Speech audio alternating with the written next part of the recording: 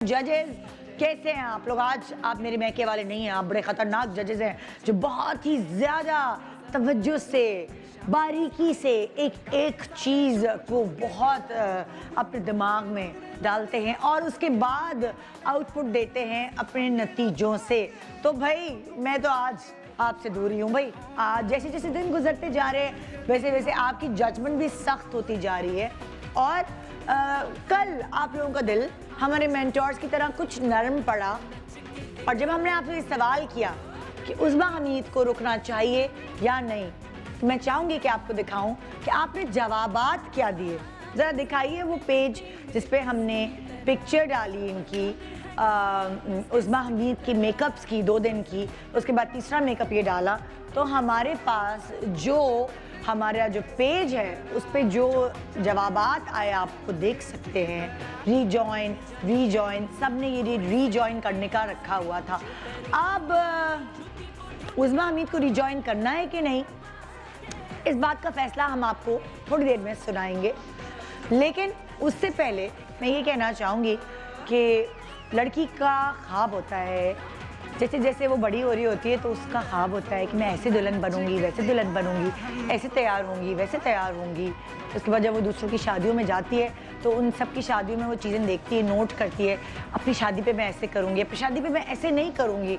ये सारी चीज़ें वो अपने अंदर सजा लेती है, अपने ख्वाब सजा लेती है। और कभी कभार शर्मा शर्मी में वो इजहार नहीं करती, लेकिन कभी कभार बातों बातों में वो इजहार अपने पेरेंट्स से कर देती है और उसके पेरेंट्स का बस नहीं चल रहा होता कि उस वक्त उसकी ख्वाहिश हर ख्वाहिश उठा के पूरी कर ले।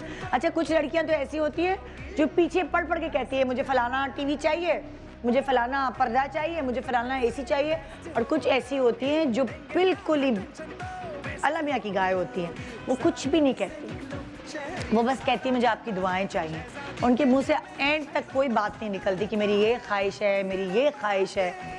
और उस बच्ची के लिए माँ बाप बड़े परेशान होते हैं, क्योंकि जब वो अपने मुंह से कोई ख्वाहिश का इज़हार कर ही नहीं रही होती तो उनको होता है कि हमारी बच्ची जो है वो पता नहीं सरवाइव कर पाएगी ससुराल में कि नहीं।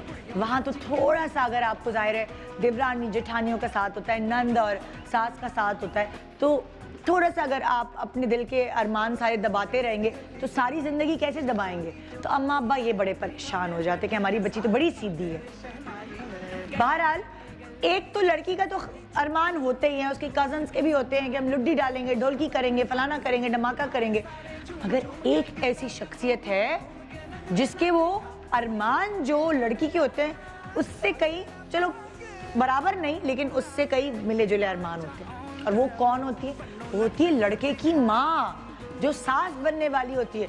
उसकी खुशी का कोई ठिकाना नहीं होता। उसने भी प्लानिंग की होती है कि मैंने अपने बेटे की शादी पे इसको बुलाना है, इसको नहीं बुलाना, मैंने अपने बेटे की शादी पे ऐसी सजावट करनी है, मैंने अपनी बेटे की दुल्हन के लिए इस तरह की शॉपिंग करनी है, मैंने अपने बेटे की दुल्हन को तो भाई ऐसे जेवर देने, और साथ साथ मैंने अपनी बेटे की शादी पे चाहे मेरी कमर में दर्द हो कुछ नहीं, मैंने भंगड़ा डालना है और मैंने पार्लर से तैयार होना है। चाहे वो सास वैसे नॉर्मली घर में ही तैयार होती है, लेकिन अपने बेटे की शादी पे तो उसे पार्लर जाना है। हाँ भाई, जहाँ से दुल्हन तैयार हो रही है ना वहीं से मेरी तैयारी करवाओ भाई। अपने बेटे को पहले ही बोल देती है वो बजट मेरा अलग कर लो, है ना।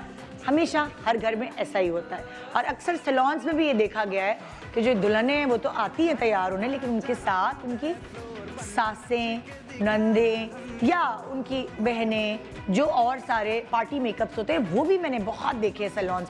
तो मेरी ये ऑब्जर्वेशन थी कि अगर ब्यूटिशियन अच्छी है तो उसे सिर्फ एक जवान खूबसूरत दुल्हन को ही नहीं सजाना आना चाहिए, बल्कि एक ऐसी उम्र की खातून जो ग्रेसफुली तैयार होना चाहती हैं, जो सैलून पे जाके अच्छे से ब्लो ड्राई बालों को बनवा के या हल्का फुल्का मेकअप करा के, पार्टी मेकअप करा के तैयार होना चाहती हैं, अच्छी ब्यूटिशियन को उन्हें भी उतना ही अच्छा तैयार करना आना चाहिए।